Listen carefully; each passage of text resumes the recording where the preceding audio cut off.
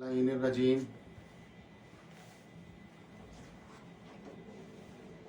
بسم اللہ الرحمن الرحیم الحمد للہ الذی ہدانا لہذا وما کننا لنہتدی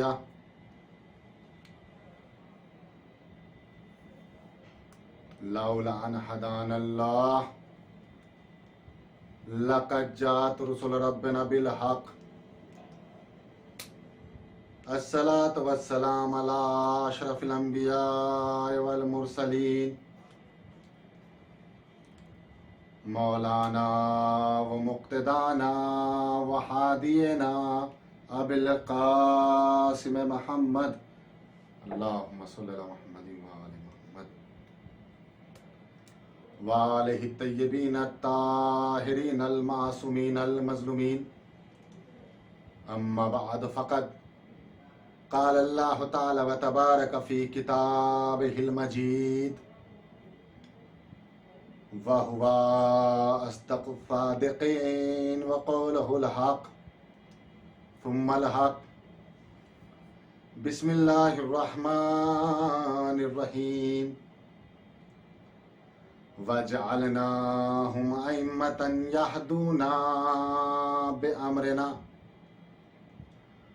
وَأَوْحَيْنَا عَلَيْهِمْ فَعْلَ الْخَيْرَاتِ وَإِقَامَ الصَّلَاةِ وَإِيتَاءَ الزَّكَاةِ وَكَانُوا لَنَا عَابِدِينَ صلوات پڑھے محمد اور آل محمد۔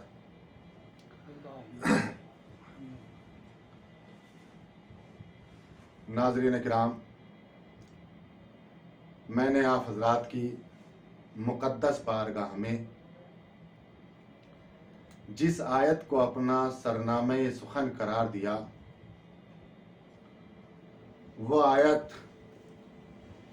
وجود امام اور ذمہ داری امام کا تذکرہ کر رہی ہے۔ ارشاد ہوا وَجَعَلْنَاهُمْ أَئِمَّةً يَهْدُونَ بِأَمْرِنَا، کہ جن کے سروں پر ہم نے تاج امامت کو رکھا اور جنہیں ہم نے امام منتخب کیا، يَهْدُونَ بِأَمْرِنَا، وہ ہمارے امر سے ہدایت کرتے ہیں اور صبح قیامت تک ہدایت کرتے رہیں گے۔ اوحینا علیہم فعل الخیرات، ہمارا اور ان کا وحی کا رابطہ ہے، ہم ان سے ہر وقت، ہر لمحہ، ہر لحظہ، ہر ٹائم اتصال میں رہتے ہیں کہ وہ جب بھی کرے عمل خیر کرے۔ وَإِقَامَ الصَّلَاةِ وَإِيتَاءَ الزَّكَاةِ، اور یہ لوگ وہی تو ہے جو نماز کو زندگی دیتے ہیں اور زکوٰۃ کو حیات بخشتے ہیں۔ وَكَانُوا لَنَا عَابِدِينَ، اور ان کی پہچان، ان کی نشانی، ان کی علامت یہ ہے کہ انہوں نے اپنے گزرے ہوئے زمانے میں کبھی غیر خدا کے سامنے اپنی پیشانی کو نہیں جھکایا۔ انہوں نے جب بھی عبادت کی، ہماری عبادت کی، انہوں نے اپنی پیشانی کو شرمندہ سجدہ کیا ہی نہیں مگر یہ کہ ہماری بارگاہ میں۔ آیت پڑھ چکا ہوں، ترجمہ ہو چکا ہے۔ میں سامعین کرام کو یہ بتا دوں کہ انشاءاللہ آج عشرہ محرم کی پہلی مجلس نجف اشرف سے براہ راست آپ سن رہے ہیں، اور میں اس وقت سرزمین نجف پر مولا امیر کائنات علی ابن ابی طالب کے دیار اور ان کے روزے کے قریب سے آج کی مجلس خطاب کر رہا ہوں، اور انشاءاللہ مسلسل 10 دن تک میں آپ کی بارگاہ میں حاضر رہوں گا۔ عنوان گفتگو اس عشرے کا یہ ہوگا کہ امام کون ہوتا ہے اور امام کی ذمہ داریاں کیا کیا ہے۔ تو اللہ نے اس آیت میں اعلان کیا کہ جسے ہم امام بناتے ہیں اس کی ذمہ داری یہ ہے کہ وہ لوگوں کی ہدایت کرے۔ یعنی اس کا مطلب یہ ہے کہ اللہ نے جتنے بھی نبیوں کو بھیجا، جتنے اماموں کو بھیجا اور جتنے بھی رسولوں کو بھیجا، اس کا مقصد اور ہدف یہ تھا تاکہ لوگوں کی ہدایت ہو سکے۔ اچھا، لوگوں کی ہدایت ہو سکے، پہلے امام سے لے کر 12ویں امام تک اور پہلے نبی سے لے کر آخری نبی تک ذمہ داری نبوت اور ذمہ داری امام یہ ہے کہ وہ لوگوں کی ہدایت کرے۔ اب دیکھنا یہ ہے کہ یہ لوگوں کی ہدایت، یہ لوگوں کو مکارم اخلاق کا پیغام دینا، یہ لوگوں کو دعوت اسلام دینا، یہ لوگوں کی تربیت کرنا اماموں نے کس انداز سے کی؟ بھائی تاریخ گواہ ہے کہ امام حسین سے جب کسی نے مدینے میں یہ سوال کیا، کہا مولا یہ تو بتائیے، آپ وقت کے امام ہے، ساری کائنات آپ کے مسخر ہے، آپ تمام دنیا پر تابع ہیں، تو آپ کربلا، آپ مدینہ چھوڑ کر کیوں جا رہے ہیں؟ تو حسین نے یہ نہیں کہا تھا کہ میں مدینہ اس لیے چھوڑ رہا ہوں کہ مجھے حکومت چاہیے، یا میں مدینہ اس لیے چھوڑ رہا ہوں کہ مجھے طاقت چاہیے، یا میں مدینہ اس لیے چھوڑ رہا ہوں کہ مجھے پاور چاہیے۔ نہیں، بلکہ حسین کا ایک ہی جملہ تھا، کہا دیکھو میں مدینہ اس لیے چھوڑ رہا ہوں تاکہ اپنے نانا کی امت کی اصلاح کر سکوں۔ توجہ کیجئے گا، غور سے سنیے گا، کیا کہا حسین نے؟ کہ میں اپنے نانا کی امت کی اصلاح کر سکوں۔ تو پتا چلا، نتیجہ نکلا کہ حسین نے مدینہ کسی دولت کی وجہ سے نہیں، کسی حکومت کی وجہ سے نہیں، کسی شہنشاہیت کی بنا پر نہیں، بلکہ اس لیے مدینہ چھوڑا تاکہ لوگوں کی ہدایت ہو سکے۔ تو پتا چلا کربلا لوگوں کی ہدایت کا نام ہے۔ توجہ کیجئے گا بھائی، کربلا لوگوں کی ہدایت کا نام ہے۔ کیا ہے کربلا؟ کربلا انسانیت کو منظم جینے کا طریقہ بتاتی ہے۔ کربلا انسان کو سینے کا جینے کا سلیقہ عطا کرتی ہے۔ اور لوگوں نے لکھا، تاریخ میں بہت سے لوگوں کے نام ہے جنہوں نے کہا کہ نہیں، حسین نے مدینہ چھوڑا اس لیے نہیں تاکہ لوگوں کی اصلاح ہو سکے، بلکہ کیونکہ دو شہزادوں کی جنگ تھی، ایک طرف سے یزید تھا، ایک طرف سے حسین تھا۔ یزید بھی شہزادہ تھا، حسین بھی شہزادہ تھا، لہذا دو شہزادوں کی جنگ تھی، ایک جیت گیا ایک ہار گیا۔ حسین جیت گئے یا یزید جیت گیا، حسین ہار گئے، نعوذ باللہ۔ بلکہ ہرگز ایسا نہیں ہے، یہ جس نے بھی یہ لکھا یہ خطا ہے۔ بلکہ جیت اور ہار کا مقصد ہوتا کیا ہے؟ کیا سر کا تن سے جدا ہو جانا ہار کہلاتا ہے؟ کیا کسی کا مر جانا ہار کہلاتا ہے؟ نہیں، کسی کا مر جانا ہار نہیں کہلاتا۔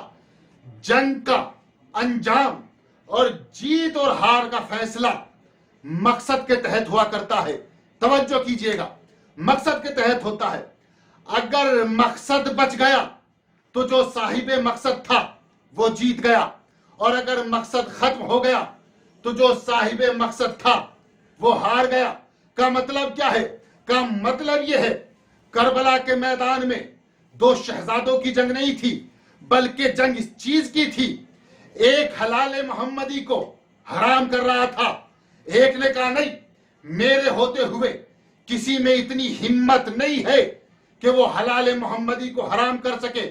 بھائی یزید یہی تو کر رہا تھا نا، آپ تاریخ اٹھائیے، شراب پی رہا تھا، مگر یہ کہہ کر پیتا تھا کہ شراب پینا حلال محمدی ہے، مذہب محمد میں حلال ہے۔ حسین نے کہا نہیں، میں ہرگز ایسا نہ ہونے دوں گا۔ اور تاریخ کے ہر مقام پر، ہر قدم پر حسین نے بتایا کہ دیکھو حسین جیت گیا، یزید ہار گیا۔ آپ تاریخ اٹھائیے، جب دربار یزید میں سید سجاد کے سامنے ایک مرتبہ یزید نے مسکرا کر کہا کہ دیکھو یہ بنی ہاشم کا ڈھونگ تھا کہ ان پر وحی آتی ہے، نہ کوئی وحی ہے نہ کوئی دین ہے، میں جیت گیا ہوں، تو سید سجاد نے اپنے سر کو اٹھا کر یہی کہا تھا، یزید تو جیت گیا؟ تو یہ تصور کرتا ہے کہ تو جیت گیا؟ کہاں میں جیت گیا؟ تبھی اذان شروع ہوئی، بس جیسے ہی مؤذن نے کہا اشہد ان محمدن رسول اللہ، فوراً سید سجاد نے مسکرا کر یزید کو کہا یزید بتا اگر تو جیت گیا تو یہ کس کا نام ہے جو آج لیا جا رہا ہے؟ تو پتا چلا سر کو تن سے جدا کر دینا جیت نہیں ہوتی، مقصد کا بچا لینا جیت ہوتی ہے۔ صلوات پڑھیے محمد آل محمد پر۔ مقصد کا بچا لینا جیت ہے۔ ہر قدم پر، ہر گام پر، ہر لہجہ، ہر لمحہ حسین نے بتایا کہ یزید ہار گیا، حسین جیت گئے۔ آپ تاریخ اٹھائیے بھائی، حسین مدینے میں ہے، ولید کی طرف سے قاصد آیا اور قاصد نے آ کر کیا کہا؟ حسین تمہیں ولید نے دربار میں بلایا ہے۔ حسین نے پوچھا کیوں بلایا؟ توجہ سے سنیے گا، بڑی نازک سی بات ہے، اگر آپ توجہ دیں گے تو انشاءاللہ محسوس کریں گے۔ کیا کہا ولید؟ کہا قاصد نے، کہا ولید نے آپ کو اس لیے بلایا تاکہ آپ سے بیعت لے سکے۔ بلانے والا سائل نے آ کر سوال کیا، حسین نے انکار کیا۔ اب مجھے یہ بتاؤ کہ جس در سے کبھی کوئی سائل خالی ہاتھ نہ پلٹا ہو، آج ولید کا قاصد اس دروازے سے خالی ہاتھ گیا۔ خالی ہاتھ نہیں گیا، حسین نے ولید کے قاصد کو خالی ہاتھ بھیج کر بتا دیا کہ دیکھو میں دنیا کو دکھانا چاہتا ہوں کہ میں نے بیعت کا انکار کر کے کائنات کو بتا دیا کہ آج حسین کی جیت ہے، یزید کی ہار ہے۔ توجہ کیجئے گا، چلا گیا قاصد گیا، حسین نے 18 بنی ہاشم کو بلایا اور بلانے کے بعد کہا چلو دربار چلنا ہے۔ صبح کا وقت ہے، تقریباً 9 یا 10 بجے کا ٹائم تھا۔ حسین چلے، عالم کیا ہے؟ ساتھ میں عباس ہے، ساتھ میں قاسم ہے، ساتھ میں اون محمد ہے، ساتھ میں علی اکبر ہے، تلواریں سجی ہوئی ہے، سج دھج کے ساتھ سجا ہوا قافلہ حسین لے کر چلے۔ مدینوں کی گلیوں سے 18 بنی ہاشم نکلے۔ لوگوں نے دیکھا کہ ہم ہمیشہ آسمان پر ایک چاند دیکھا کرتے تھے، یہ 18 چاند آج ایک ساتھ کہاں جا رہے ہیں؟ سب نے دیکھا حسین بڑی سج دھج کے ساتھ، بڑے انتظامات کے ساتھ دربار ولید میں پہنچے۔ ایک مرتبہ عباس سے کہا عباس تم باہر کھڑے ہو جاؤ، جب تک میری آواز نہ آئے تب تک اندر داخل نہ ہونا۔ حسین اندر گئے، جیسے اندر گئے، تاریخ کے جملے ہیں، میں اپنے ایک ایک لفظ کا ضامن ہوں، جسے بھی کسی بات میں شک ہو یا اشکال ہو یا کسی بات کا حوالہ چاہیے وہ مجھ سے رابطہ کر سکتا ہے۔ ایک مرتبہ دربار میں پہنچنے کے بعد حسین نے ایک فصیح و بلیغ خطبہ ارشاد فرمایا اور ایک مرتبہ ارشاد فرمایا بسم اللہ الرحمن الرحیم لما امرہ مروانو ببیعت یزید ویحک اتامرنی ببیعت یزید وہوا رجل فاسق لقد قلت شطا من القول یا عظیم الزلال لا الومک علی قولک لأنک اللعین الذی لعنک رسول اللہ وانت فی صلب ابیک ثم قال الیک انی یا عدو اللہ فانا اہل بیت رسول اللہ وقد سمعت رسول اللہ صلی اللہ علیہ وآلہ یقول الخلافت محرمت علی آل ابی سفیان وعلی الطلقاء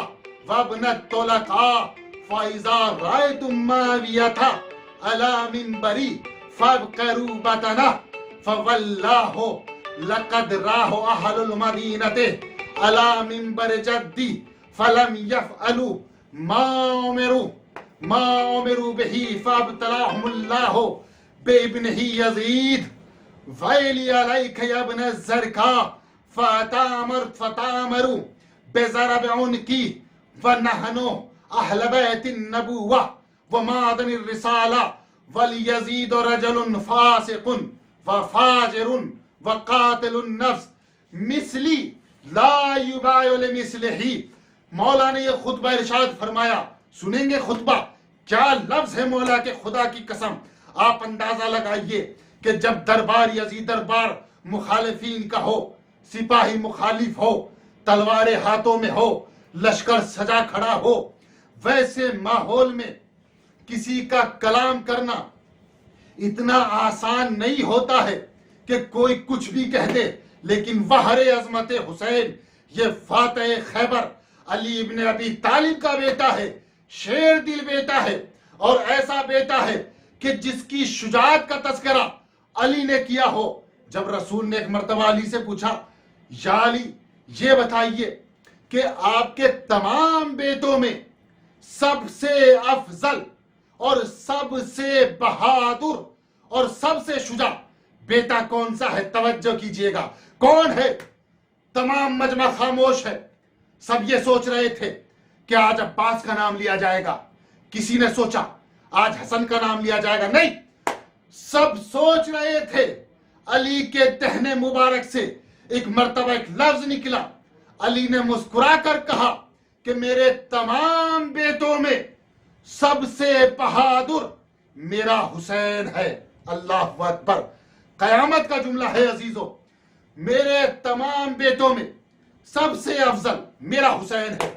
اب دیکھیں حسین کی شجاعت، حسین کی بہادری، اتنا بڑا لشکر، دربار مخالف کا، تلوار ہاتھ میں، تنہا حسین، اور حسین نے کہا لما امرہ مروان ببیعت یزید، جیسے ہی مروان نے حسین کو حکم دیا کہ یزید کی بیعت کرو، کیا کہا حسین نے؟ حسین نے بڑی آہستہ سے کہا ویحک اتامرنی ببیعت یزید، ارے تعجب ہے، ویل ہے تجھ پر کہ تو مجھے یزید کی بیعت کے لیے کہتا ہے، اور تنہا یہ نہیں کہا کہ تم مجھے اس کی بیعت کے لیے کہتے ہو، پھر کہا یہ ہے شجاعت، تو مجھے اس کی بیعت کے لیے کہتے ہو، ہوا رجل فاسق، کہ جو ایسا مرد ہے جو فاسق بھی ہے، فاجر بھی ہے۔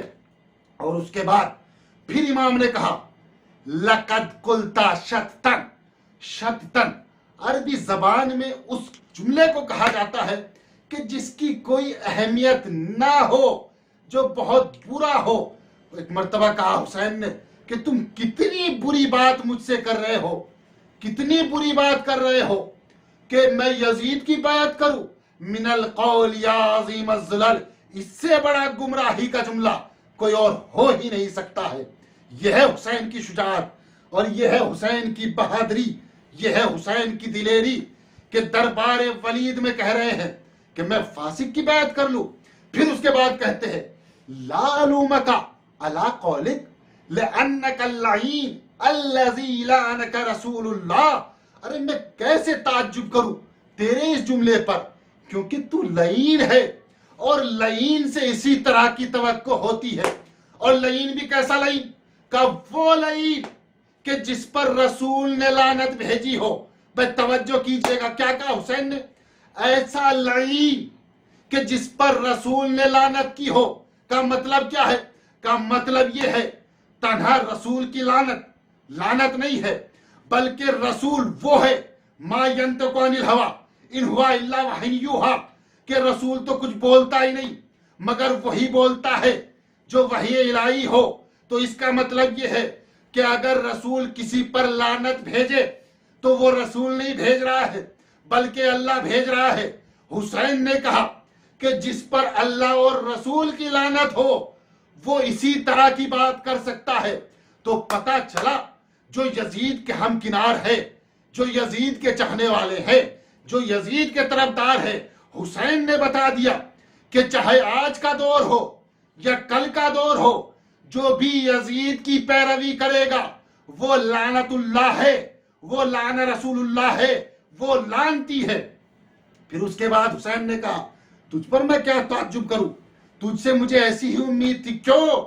وَأَنْتَ فِي صُلْبِ أَبِيكَ الْحَكَامِ مِنْ أَبِي الْعَاصِ، تجھ پر تو اس وقت لعنت ہوئی تھی کہ جب تو اپنے باپ کے صلب میں تھا۔ یہ تمام باتیں کہنے کے بعد پھر ایک مرتبہ امام حسین نے جملہ کہا ثم قال علیک انی یاد اللہ، اے سن کہنے والے تو کون ہے؟ تو وہ ہے کہ جو اللہ کا دشمن ہے۔ اب حسین نے مروان کو بتایا کہ تیری اوقات کیا ہے، تو کون ہے اور میں کون ہوں۔ حسین نے کہا تو اللہ کا لعنتی ہے، تجھ پر رسول نے لعنت بھیجی ہے، تو وہ ہے جو خدا کا دشمن ہے۔ فانا اہل بیت النبوہ و اہل بیت رسول اللہ، اور میں وہ ہوں جو رسول کا اہل بیت ہوں، میں رسول کا اہل بیت ہوں۔ حسین بتانا چاہتے ہیں کہ لعنت اللہ اور اولاد رسول کبھی برابر نہیں ہو سکتی۔ توجہ ہے نا؟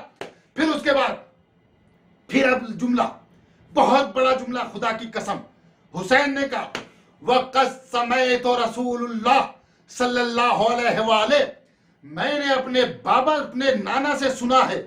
کیا سنا ہے؟ یقول، وہ کہتے تھے الخلافت محرمت علی آل ابی سفیان وعلی الطلقاء وابن الطلقاء۔ رسول نے ارشاد فرمایا ارے تم کس کی بیعت طلب کر رہے ہو؟ یزید کی بیعت طلب کر رہے ہو؟ میرے نانا کا جملہ ہے کہ خلافت ابی سفیان کی اولاد پر اور ابن الطلقاء پر خلافت حرام ہے۔ کون ہے ابن الطلقاء؟ کہ ابن الطلقاء ان لوگوں کو کہا جاتا ہے کہ جن کی ماں کو کنیزی میں لیا گیا ہو۔ یعنی حسین نے بتا دیا کہ رسول پہلے ہی بتا چکے ہیں کہ کنیز کے پیٹ سے پیدا ہونے والا بچہ شہزادی کے اولاد کا تقابل نہیں کر سکتا۔ توجہ کیجئے گا، تقابل نہیں کر سکتا۔ پھر اس کے بعد میرے نانا نے فرمایا ہے فَإِذَا رَأَيْتُم مَّعَوِيَةَ عَلَىٰ مِنبَرِي فَابْكَرُوا بَطْنَهُ، کہ اگر تم معاویہ کو میرے منبر پر دیکھو تو اس کو قتل کر دینا، اس کے پیٹ کو چاک کر دینا۔ کتنی بڑی بات ہے، رسول کا مباشرتاً جملہ ہے کہ اگر معاویہ کو میرے منبر پر دیکھو تو اسے قتل کر دینا۔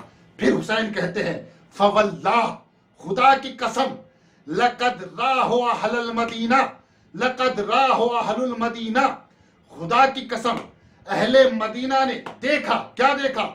علی منبر جدی، میرے جد کے منبر پر ان لوگوں کو دیکھا۔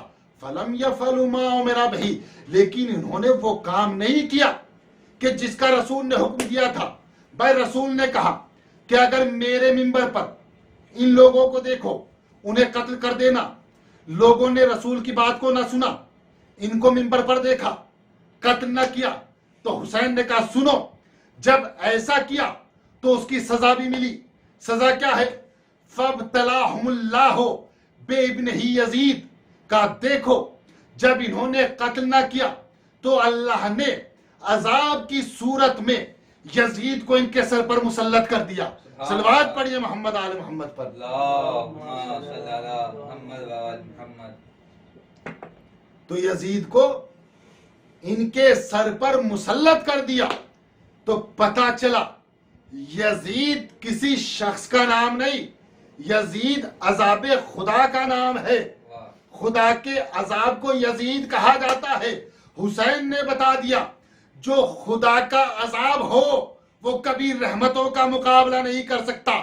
حسین رحمت کا نام ہے، یزید عذاب کا نام ہے۔ اسی لیے کربلا کی تاریخ گواہ ہے، جو رحمت کے پیروکار تھے وہ ایک طرف تھے، جو عذاب کے پیروکار تھے وہ لاکھوں تھے، لیکن لاکھوں مر گئے، کوئی نام لینے والا نہیں۔ جو رحمت کے طلبگار تھے وہ کل بھی زندہ تھے، وہ آج بھی زندہ و جاوید ہے۔ صلوات پڑھیے محمد آل محمد پر۔ اللہم صلی علی محمد و آل محمد۔ تو رحمت اور عذاب کبھی برابر نہیں ہو سکتے۔ یہ باتیں حسین کر رہے تھے۔ ایک مرتبہ ولید نے اشارہ کیا کہ ان کو قتل کر دیا جائے۔ بس جیسے حسین نے جملہ سنا، کیا کہا؟ وَيْلِ عَلَيْكَ يَا ابْنَ الزَّرْقَاء أَنْتَ تَأْمُرُ بِضَرْبِ عُنْقِهِ، اے نیلی آنکھوں والی عورت کے بیٹے، تو کیا کہتا ہے کہ مجھے قتل کر دیا جائے؟ ارے نحنو اہل بیت النبوہ ومعدن الرسالہ، ہم اہل بیت کی رسالت کے، ہم رسالت کی کان ہے، ہم اہل بیت کی اولاد ہے۔ وَلْيَزِيدُ فَاسِقٌ فاجر قاتل النفس، یزید فاجر بھی ہے، قاتل بھی ہے، شارب الخمر شراب بھی پیتا ہے، مثلی لا یباع لمثلہ، میرے جیسا اس کے جیسے کی کبھی بیعت نہیں کر سکتا۔ بھائی حسین یہ بھی کہہ سکتے تھے کہ میں یزید کی بیعت نہیں کروں گا، نہیں، حسین نے یہ نہیں کہا کہ میں یزید کی بیعت نہیں کروں گا، حسین نے کہا میرے جیسا تیرے جیسے کی کبھی بیعت نہیں کر سکتا۔ کا مطلب کیا ہے؟ کا مطلب یہ ہے جو میرے جیسے ہے اور جو یزید جیسے ہیں وہ دونوں الگ ہے، وہ الگ صنف ہے، یہ الگ خاندان ہے، وہ شجرہ خبیثہ ہے، یہ شجرہ طیبہ ہے۔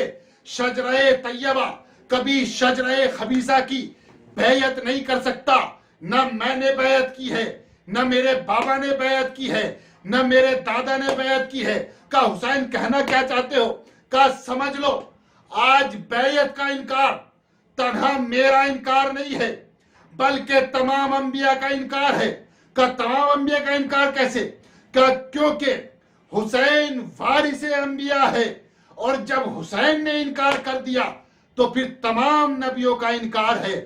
صلوات پڑھیے محمد آل محمد، اللہم صل علی محمد آل محمد۔ یہ ہے عظمت حسین، یہ ہے وقار حسین کہ دشمن کا دربار تھا، لشکر دشمنوں کا تھا، سب اس ارادے میں تھے کہ آج حسین کو قتل کر دیں گے، لیکن بہر شجاعت حسین کہ دشمنوں کے چہرے پر کھڑے ہو کر حسین نے ایسا خطبہ ارشاد فرمایا کہ جسے لوگ قیامت تک یاد رکھیں گے، جسے قیامت تک کوئی فراموش نہیں کر سکتا۔ توجہ ہے نا، یہ ہے عظمت حسین۔ انکار کر دیا، اور جب ولید نے کہا کہ حسین کو قتل کر دیا جائے، ایک مرتبہ حسین کا لہجہ بلند ہوا، ویلی علیک یا ابن الزرقاء، ارے تو مجھے قتل کرتا ہے۔ یہ آواز بنی ہاشم کے کانوں تک پہنچی، دروازے کو توڑا، تلوار کو میان سے نکالا، حسین کے قریب 18 بنی ہاشم، اور تلوار کو نکال کر قریب تھا کہ مروان کو قتل کر دیتے۔ ایک مرتبہ حسین نے اپنے 18 بنی ہاشم کی طرف ایسے اشارہ کیا کہ جیسے ایک لشکر کا سردار جنگ جیتنے کے بعد اپنے سپاہیوں کی طرف اشارہ کرتا ہے۔ حسین نے مسکرا کر کہا چلو عباس چلو۔ اب 18 بنی ہاشم حسین کے ساتھ، حسین باہر آئے، اور کس سج دھج کے ساتھ، کس عالم میں حسین باہر آئے کہ تمام مدینے والوں نے دیکھا کہ حسین کس شان و شوکت کے ساتھ آج باہر نکلے ہیں۔ کیوں؟ اس لیے کہ 18 بنی ہاشم کا قافلہ تھا، یہ ایسا قافلہ تھا کہ جسے صلوات پڑھے محمد آل محمد، اللہم صل علی محمد وآل محمد۔ یہ حسین کا قافلہ تھا۔ حسین نے یزید کو بیعت کا انکار کر کے بتایا کہ دیکھو میں انکار کر رہا ہوں، اور یہ انکار تنہا انکار نہیں، حسین نے اعلان کر دیا یہ حسین کی فتح کا دن ہے، یزید کی ہار کا دن ہے۔ دامن وقت میں گنجائش نہیں ہے، کیونکہ مجھے حکم ہوا ہے کہ 30 منٹ یا 40 منٹ بیان کرنا ہے۔ میں آپ حضرات کو بتاؤں گا کہ کتنے مقامات پر حسین نے دنیا کو بتایا کہ یزید ہار گیا، حسین جیت گئے۔ یہ پہلا مقام تھا۔ پہلا مقام کون سا تھا؟ کہ جب سائل نے سوال کیا، حسین نے انکار کیا، دروازے حسین سے کسی کا خالی ہاتھ لوٹ جانا اس بات کو بتاتا ہے کہ یزید ہار گیا، حسین جیت گئے۔ دربار یزید میں دشمنوں کے سامنے بے باکی کے ساتھ بیعت کا انکار کر دینا اس بات کو بتاتا ہے کہ یزید ہار گیا، حسین جیت گئے۔ یہ حسین کی فتح کا دن ہے۔ حسین نے مدینہ چھوڑا، اور یہ قافلہ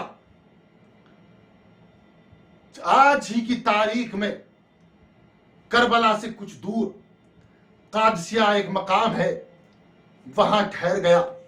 جب قادسیہ یہ قافلہ پہنچا، ایک مرتبہ حسین کے پاس عباس آئے اور عباس نے آنے کے بعد کہا آقا آج چاند نمودار ہو گیا، آج چاند رات ہے نا، دے لیجیے جتنا پرسہ ہو سکے امام کو، غریب امام کو، ہم سب محرم میں جمع ہوئے ہیں تاکہ حسین کا پرسہ اس کی غریب ماں کو دیا جا سکے۔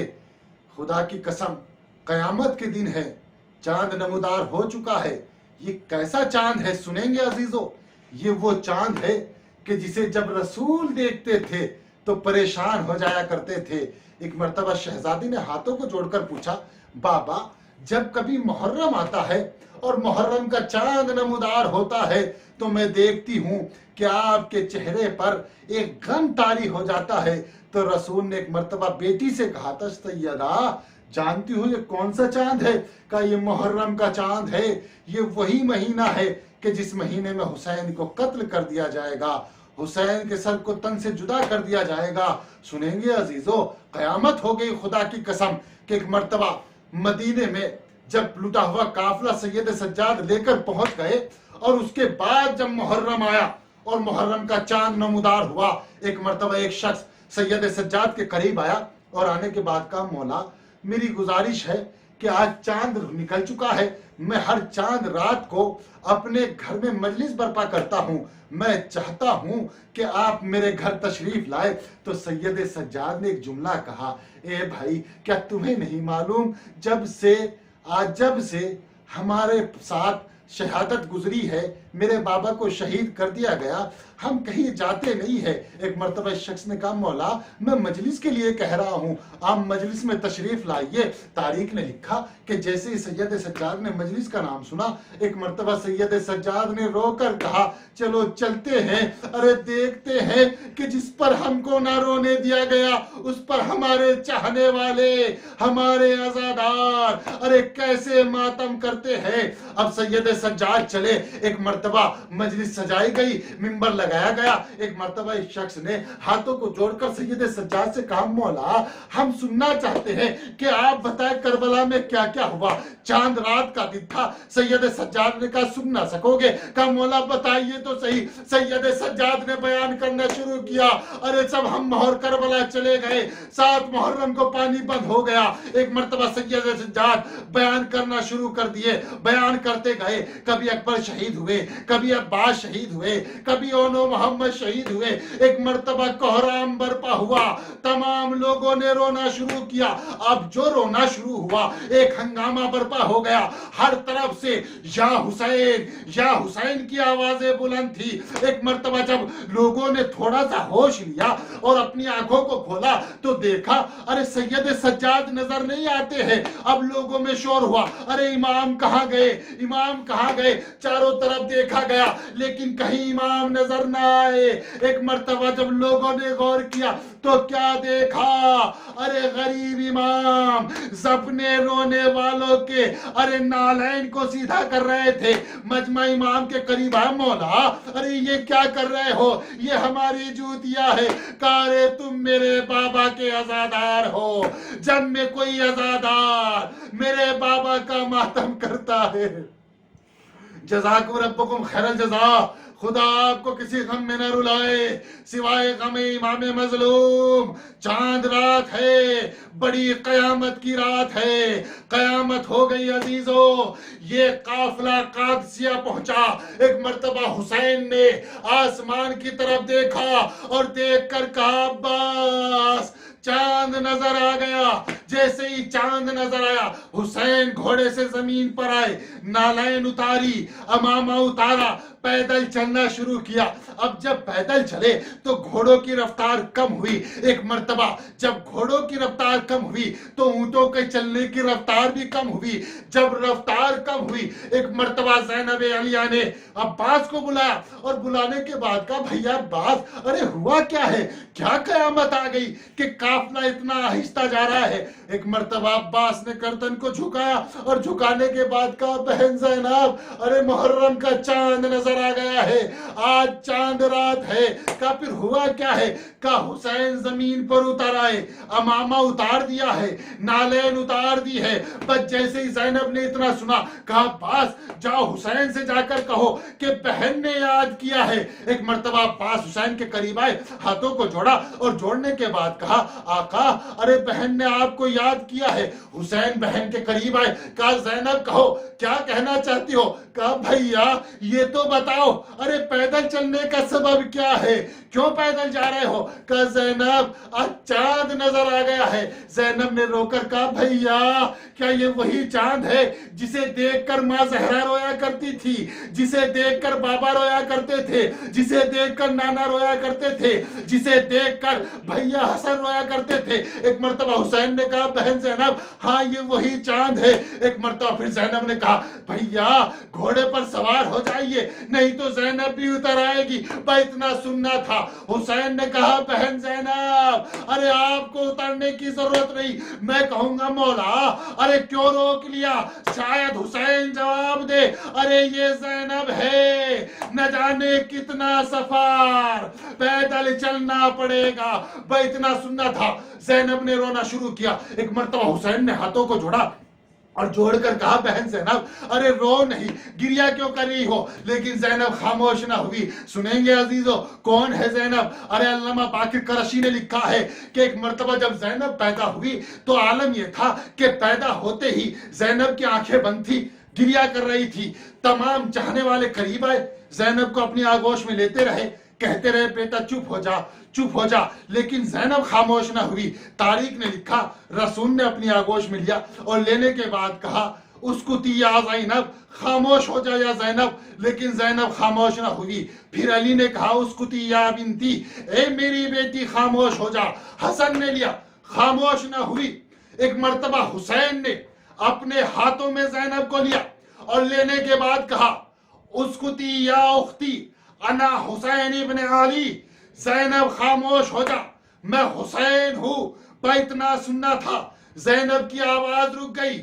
حسین کی آواز پر میں کہوں گا یہ ایک بدلہ تھا کہ آج حسین نے زینب سے کہا زینب چپ ہو جا، آنکھوں کو کھول، تو زینب نے آنکھوں کو کھولا۔ لیکن جب کشام کے بازار میں بے چادر و مکنا زینب دربار میں گئی، حسین کی طرف نظر پڑی، نوکے نیزہ پر حسین کا سر تھا، بند آنکھیں تھی، آنسو جاری تھے۔